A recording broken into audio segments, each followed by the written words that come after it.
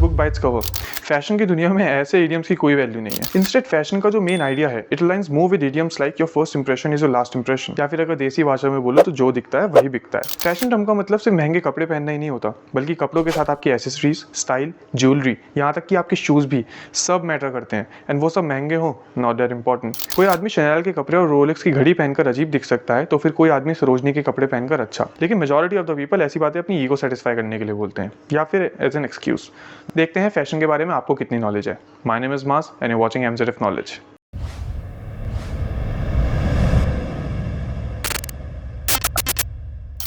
इस दुनिया में हर किसी का अपना स्टाइल है, अपनी प्रेफरेंसेस हैं। किसी को कंफर्टेबल एंड बैगी क्लोथ्स पसंद हैं, तो किसी को अपटाइट एंड क्लासी। यही बेस्ट क्वालिटी है फैशन की। People are free to use their own creativity. अब पहले मैं आप लोगों के लिए फैशन का मतलब क्लियर कर देता हूँ। सिर्फ महंगे कपड़े पहनना ही फैशन में नहीं आता है।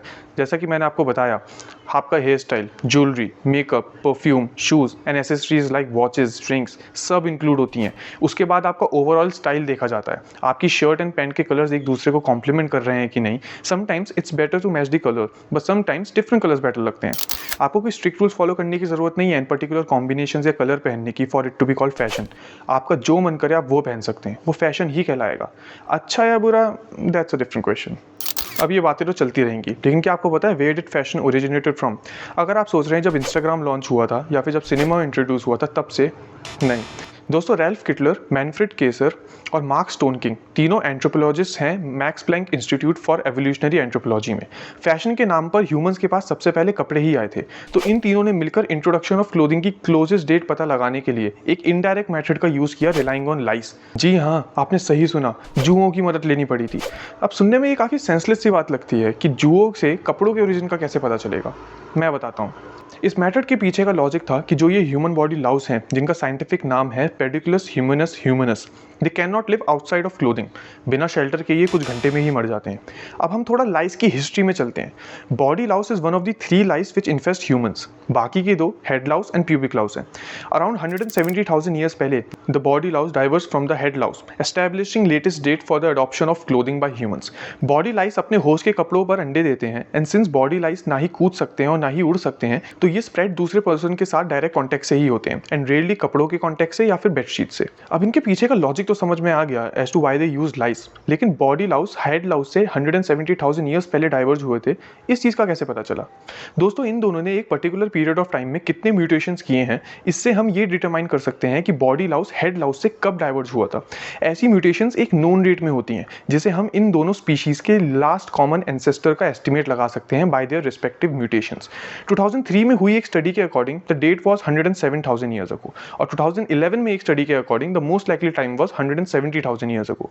डायरेक्ट आर्कियोलॉजिकल एविडेंस से जो हमें डेट्स मिलती हैं वो मैच करती हैं विद लाइस। इस आर्टिकल के अकॉर्डिंग इन सितंबर 2021 साइंटिस्ट को एविडेंस मिला था of clothes being made from 90,000 to 120,000 years ago based on findings in deposits in Morocco. इन सारे आर्कियोलॉजिकल एविडेंस के बाद भी there is no single estimate that is widely accepted. Fashion time to time change होता रहा है and होता भी रहेगा। कपड़ों के इंट्रोडक्शन के टाइम में कपड़े सेफ्टी के लिए पहने जाते थे, depending on your surroundings and climate, किसी सोशल कंस्ट्रक्ट की वजह से नहीं। इन टाइम जब लोग कॉन्शियस होने लगे एंड उनकी प्रायोरिटीज चेंज होने लगी, तब उनका अटेंशन अपने और दूसरों के अपीयरेंस की तरफ गया। अपीयरेंस पे पहले अटेंशन कपड़ों पर गई, एंड देन फिर कॉस्मेटिक्स, मेकअप, ज्वेलरी और एसेसरीज पर। Through out the history fashion time and geographical location पर डिपेंड करा है, and more precisely geographical location पर। प्री हिस्टोरिक एरा में कपड़े सेफ्टी एंड मॉडेस्टी के लिए पहने जाते थे, लेकिन अब हम टाइम में थोड़ा आगे आते हैं। अपनी सिंप्लिसिटी एंड प्रैक्टिकलिटी को मेन फोकस रखकर कोई अपना अलग स्टाइल क्रिएट करना इजिप्ट से सीखे। एंशियंट इजिप्ट का बहुत बड़ा कंट्रीब्यूशन रहा है फैशन के लिए। एंशियंट इजिप्ट में क्लियोपैत्रा एंड और इजिप्शियन रॉयल्स कार्माइन का यूज करते थे and other ingredients to create red lip colour. And if you are wondering कि कार्माइन क्या होता है, well carmine is a vibrant red pigment जिसको हम कोचिनियल इंसेक्ट से एक्सट्रैक्ट करते हैं। It's a natural red dye often used as a food colouring, specially in processed foods and cosmetics. तो हम ये बोल सकते हैं कि उस टाइम के रॉयल्स कीड़ों को मसलकर अपने चेहरे पर लगाते थे, एंड हम खाने में डालकर खाते हैं। Don't ask me which one is verse.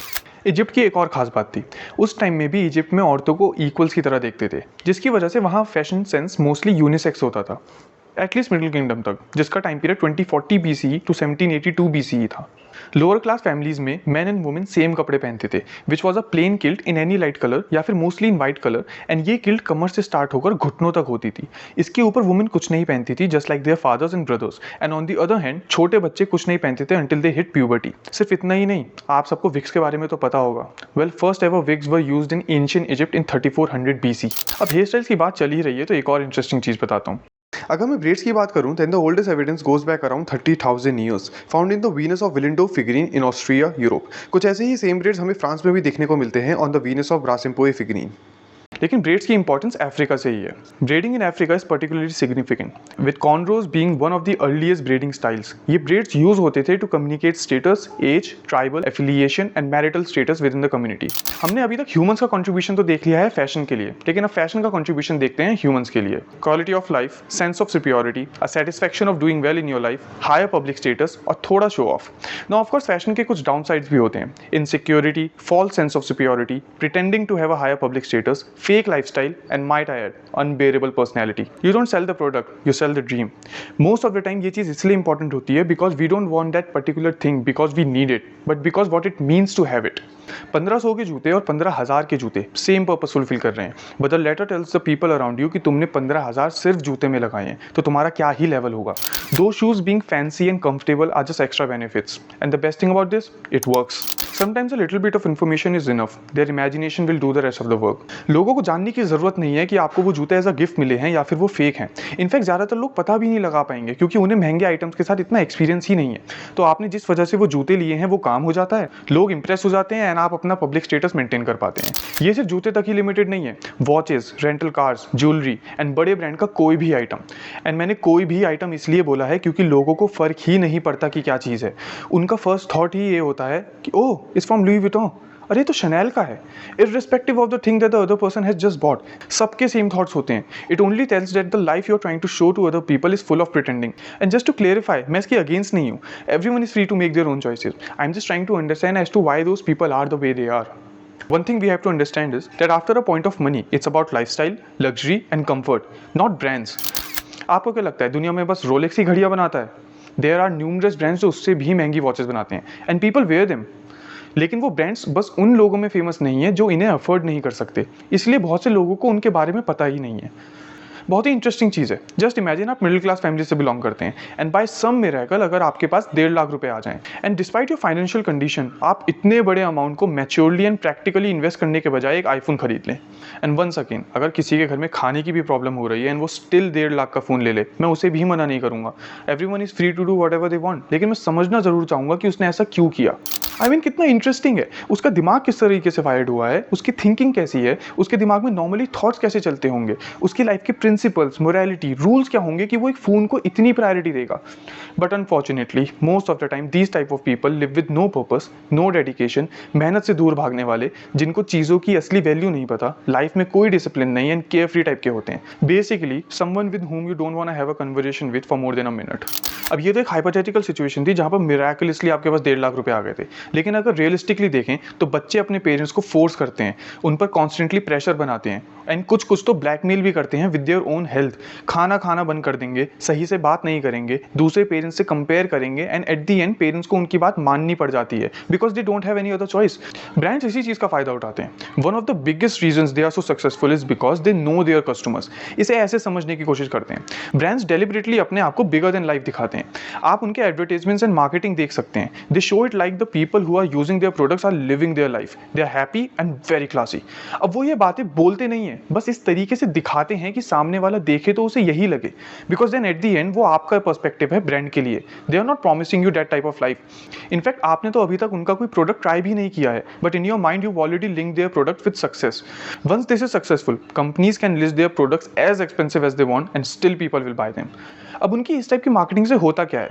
Well, जिनके पास पैसे होते हैं उन्हें अपना पब्लिक स्टेटस मेंटेन रखने के लिए एक अच्छा ब्रांड मिल जाता है एंड जिनके पास नहीं उन्हें उम्मीद। अब अगर हम इसे डिफरेंट पर्सपेक्टिव के साथ देखें तो हम इंस्पिरेशन भी बोल सकते हैं। I mean think about it, अगर कोई आदमी पैसे जमा करके एक बहुत महंगा आइटम ऐसे किसी ब्रांड से खरीद ले जस्ट टू फील रिच, तो इसमें बुरा क्या है? Maybe they are rewarding themselves for their recent achievement और for all the hard work he और शी इज डूइंग जो कोई नोटिस नहीं करता। हाँ, लेकिन मेजॉरिटी ऑफ द पीपल इसे एज अ मोटिवेशन लेने के बजाय अपने आप को बड़ा दिखाने की कोशिश करते हैं अपने ही साथ के लोगों को। खैर फैशन के पीछे की साइकोलॉजी तो चलती ही रहेगी, एंड चले भी क्यों ना। I mean as of 2025 fashion industry is projected to be worth $1.84 trillion and accounts for रफली 1.6% of world's GDP. Approximately 430 million लोग काम करते हैं in fashion and textiles throughout the world. One of the key reasons that fashion is such a big industry is because ये humans की सारी needs पूरी कर देती है। ऑफकोर्स सब अच्छी चीज़ें पहनना चाहते हैं तो मोटिवेशन बॉक्स टिक। अब सबके अंदर ये मोटिवेशन है तो डिमांड भी ज़्यादा होगी, एंड डिमांड को मीट करने के लिए सप्लाई इंक्रीज करनी पड़ेगी, सो एम्प्लॉयमेंट बॉक्स भी tick. Now last but not the least, पूरे दुनिया में बड़े बड़े इवेंट्स होते हैं लाइक मेट गाला, रैमफॉक्स, फैशन शोज, ऑस्कर्स एक्सेट्रा, जहाँ पर सेलिब्रिटीज़ बहुत से अच्छे एंड कुछ अजीब से लुक्स को एग्जीक्यूट करने का ट्राई करते हैं, जिसकी वजह से ये इंडस्ट्री हमेशा इंटरेस्टिंग बनी रहती है, एंड सेलिब्रिटीज़ के गॉसिप से भी। सो एंटरटेनमेंट बॉक्स टिक। फैशन कोई ऐसी चीज़ नहीं है जिसे आप इजीली अवॉइड कर सकते हैं, एंड देयर आर 100% चांसेस कि आपको आपके लुक्स पर जज किया जाएगा, बट दैट डजंट मीन कि फैशन ही सबसे ज़्यादा इंपॉर्टेंट चीज़ है। There are much more important things in the world, जैसे कि पब्लिक में अपने आप को अच्छे से प्रेजेंट करना, कॉन्फिडेंट बॉडी लैंग्वेज, अपने आप को आर्टिकुलेटली एक्सप्रेस करना, being polite and treating everyone with respect.